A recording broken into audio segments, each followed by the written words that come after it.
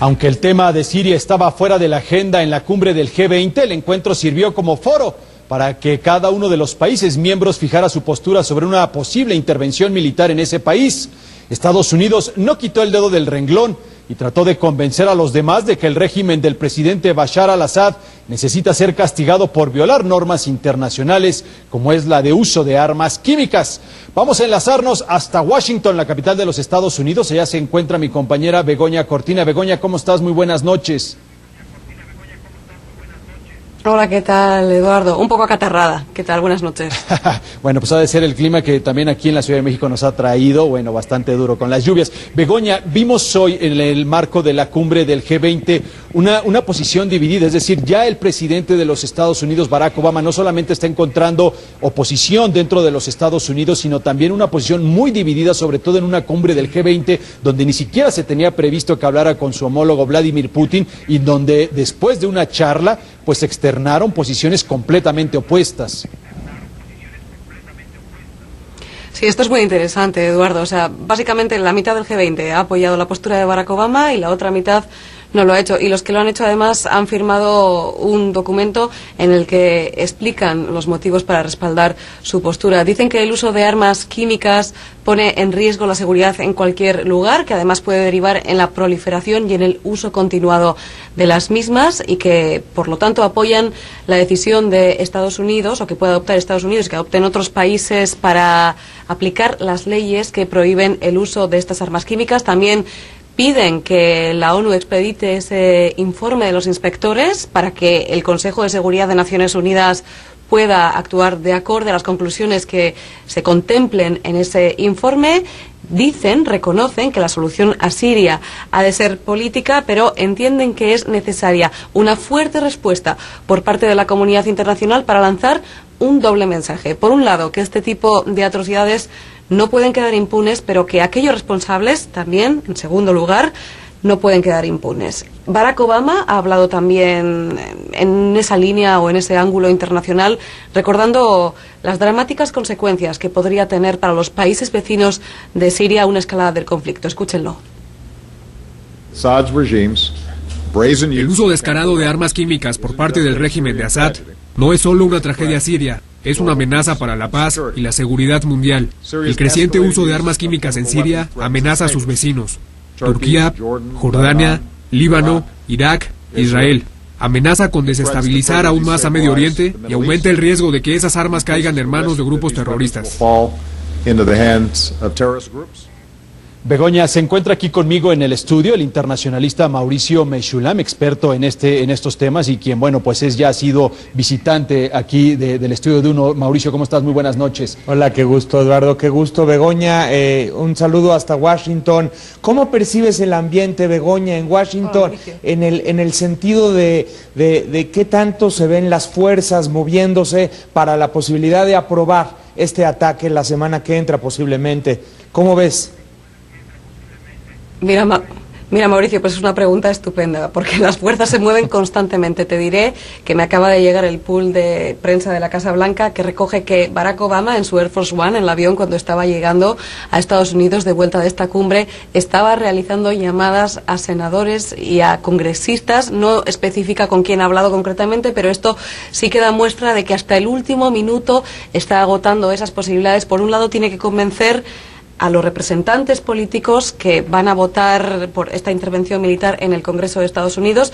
Lo tiene francamente complicado. Recordemos además que no tiene únicamente una negativa por parte de los republicanos, que está todo muy fragmentado, tanto en el Partido Demócrata como en el Partido Republicano. Hay quizás una mayor negativa en el Partido Republicano, pero también tiene oposición dentro del Partido Demócrata. Y la población en Estados Unidos, que tampoco apoya esta intervención militar. Hoy, una encuesta de la cadena NBC que decía que me parece que es un 42% de los estadounidenses que apoyaría la intervención militar en Siria, con lo cual la mayoría no la apoya. Así que el presidente ha anunciado que el martes de la semana que viene va a hacer un anuncio televisado que se va a referir a este asunto, va a hablar a la nación, y es una indicación de que es de alguna forma una de las últimas oportunidades que tiene Barack Obama de convencer a la opinión pública de por qué es necesaria, a su vez, pues, en su opinión, esta intervención militar en Siria. Mauricio, Begoña, la otra opción que leían y que algunos analistas han puesto sobre la mesa es que no necesariamente hay una intervención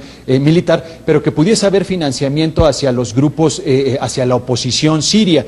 Y esto, por consecuencia, es ahí justo donde entran los detalles finos. Hay quienes estarían pues con cierta inquietud, cierta incertidumbre con respecto a que financiar a los grupos de oposición podrían de manera indirecta también financiar a grupos terroristas como Al-Qaeda. Begoña, ¿quieres opinar? Claro. Sí. Sí, yo, si me lo permites, Mauricio, antes de que se acabe el satélite, un pequeño detalle al respecto, y es que aquí en Estados Unidos hay muchísima preocupación, y yo creo que uno de las personas que de manera más explícita ha hablado de esta preocupación ha sido un senador que se ha convertido casi en adalid del movimiento libertario aquí, que se llama Rand Paul, que dijo que, claro, que lo que preocupa es que efectivamente si hay una ausencia de poder, ¿quién lo va a ocupar?, ¿no? Y finalmente están hablando de grupos relativamente parecidos a Al-Qaeda, quizás más en la línea de Hezbollah, ¿no?, con una línea social determinada, pero sí que es una gran preocupación aquí, ¿no? Y es por eso, es quizás lo que los analistas han estado y los asesores han estado dialogando y debatiendo a lo largo, no solamente ya de estas 2 semanas, sino de estos 2 años y medio que lleva 2 años y medio el conflicto sirio, ¿no?, con Barack Obama, qué hacer en Siria, intervenir o no. Y eso es quizás lo que más está echando para atrás a Estados Unidos a la hora de una intervención, y ese riesgo de que Al-Qaeda esté infiltrada entre los rebeldes sirios. Muy bien, Begoña. Bueno, pues estaremos esperando lo que pasa, lo que ocurre el fin de semana, y por supuesto estaremos el lunes en contacto. Muy buenas noches, Begoña. Buenas noches, Begoña. Gracias, Mauricio, Eduardo, chao. Buenas noches. Mauricio, ¿qué opinas al respecto? Te comento, aquí en esencia lo que hay que entender es que no hay una oposición unificada. Esto no es un asunto de ahora, es un asunto desde el inicio del conflicto. Este conflicto empieza, recordemos, con manifestaciones, marchas. Algunos de estos ciudadanos empiezan a radicalizarse, empiezan a tomar las armas, luego entran deserciones del ejército, esto alimenta a esta oposición, y después empiezan a infiltrar grupos islámicos yihadistas que empiezan también a sumarse a las filas de la rebelión. Estos grupos, algunos de ellos, reclaman lazos con Al-Qaeda, otros han venido directamente de la rama de Al-Qaeda de Irak, otros dicen que están formando una nueva rama de Al-Qaeda en Siria, otros simplemente son grupos militantes locales. Entonces, el problema de financiar, y este no es un problema de ahora, es un problema que Estados Unidos ha tenido desde hace bastante tiempo. ¿A quién estás financiando exactamente dentro de esa oposición? Que los financieros principales han sido Arabia Saudita, Qatar y Turquía, pero Estados Unidos ha mantenido una posición mucho más reticente al respecto. ¿Cómo lees lo que ocurre en el G20 durante esta reunión entre Vladimir Putin y el presidente Barack Obama? Y te lo pregunto por lo siguiente, porque ya lo escuchábamos, hay posiciones completamente encontradas al respecto, y hay un detalle que me llama la atención, sobre todo la posición de Irán, de decir, a ver, si Estados Unidos ataca a Siria, Irán estaría en posición de atacar las posiciones americanas dentro de Irak. Sí, mira, hay que entender en esencia qué sucede con Siria. Siria es, por un lado, es la esfera de influencia geopolítica de Rusia desde hace mucho tiempo. Entonces, ¿qué pasa con Putin? Putin percibe, no ahora, sino desde hace mucho tiempo, que Estados Unidos tiene la intención de romper las líneas de equilibrio de Rusia. Entonces, para Putin, este bombardeo era inminente desde hace mucho tiempo. No olvidemos que Rusia tiene una base naval en Siria y la va a defender y va a hacer todo lo posible por mantener esta esfera geopolítica. Lo mismo pasa con Irán. Irán, a nivel regional, tiene a su máximo aliado en Siria. Entonces, ¿qué pasa con un ataque de Estados Unidos? Están atacando directamente el corazón de la esfera de influencia, tanto de Rusia en el Medio Oriente como de Irán en esta zona. Entonces, obviamente se puede esperar algún tipo de respuesta, y eso hay que entenderlo. Ahora, ¿cuál va a ser la respuesta?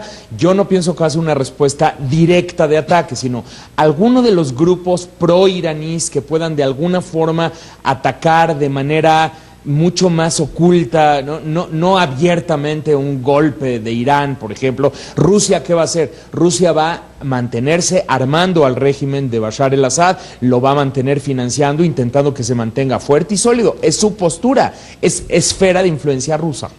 Vamos, si te parece, vamos a escuchar rápidamente cuál fue la posición de Vladimir Putin después de hablar con el presidente Barack Obama. Adelante.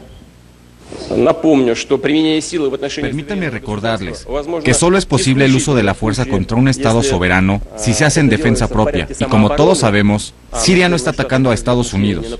Y en segundo lugar, de acuerdo con una decisión del Consejo de Seguridad de Naciones Unidas, como una de las participantes de la discusión dijo ayer, los que actúan de otro modo se ponen encima de la ley.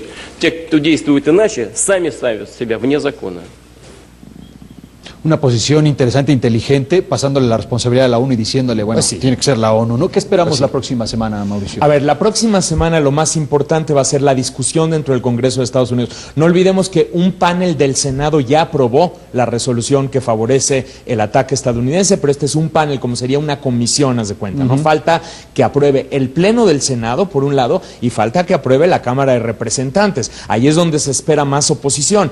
Esta política interna es sustancial porque existe la posibilidad, pues, de que Obama no reciba el respaldo del Congreso. Y si es así, entonces la siguiente pregunta es, ¿atacaría Obama sin el respaldo de los legisladores a quienes confirió la posibilidad de otorgar el aval? Esa es la pregunta que se hace. ¿Atacaría el Premio Nobel de la Paz sin el aval de la ONU, ni del Congreso norteamericano, Exacto. ni del aval de los norteamericanos? Es muy complicada esa postura. Un oficial del Departamento de Estado dijo que Obama no piensa hacerlo. Habrá que ver. Ya. Mauricio, muchísimas gracias por estar aquí con uno en el estudio, como todas las veces que hay que discutir estos temas. Al contrario, Eduardo, un saludo a la audiencia de UNO. Estamos para servirles. Hasta pronto. Gracias, muy buenas noches. Un total de 11 países participantes en la cumbre del G20 realizada en San Petersburgo, Rusia, firmaron una declaración conjunta en la que acusan al gobierno de Siria de haber atacado con armas químicas a la población civil. Por ello pidieron una fuerte respuesta internacional contra el presidente Bashar al-Assad. Los mandatarios de Australia, Canadá, Francia, Italia, Japón, Corea del Sur, Arabia Saudita, España, Turquía, Gran Bretaña y Estados Unidos firmaron el comunicado divulgado por la Casa Blanca.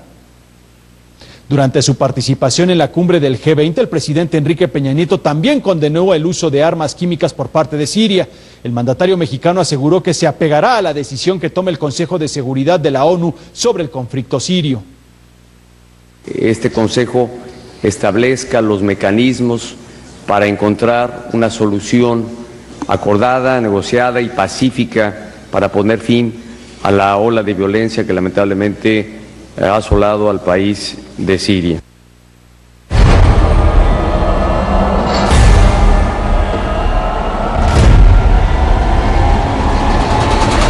Semana 1. Korea is a small country, but what is happening there is important to every American. The fact that communist forces have invaded Korea is a warning that there may be similar acts of aggression in other parts of the world. From 20 June to 20 July, attention in Korea is focused on Kaesong. 3 communist PT boats attacked an American destroyer off the coast of Vietnam yesterday, and today President Johnson's response was hard and tough. To any armed attack upon our forces, we shall reply. To any in Southeast Asia who ask our help in defending their freedom, we shall give it.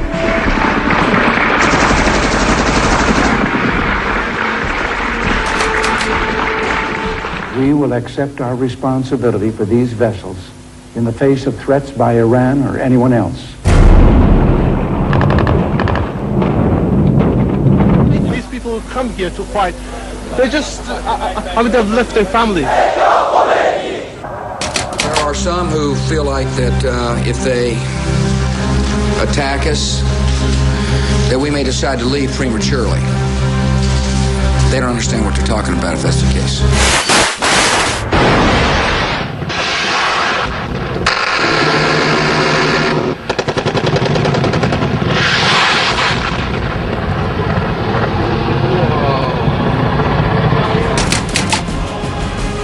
la Casa Blanca ya está en un discurso de que el incidente ocurrió y de que todo parece indicar que el autor es Bashar al-Assad. No solo al régimen de Assad, también a otros países que puedan estar interesados en poner a prueba las normas internacionales. Hay consecuencias.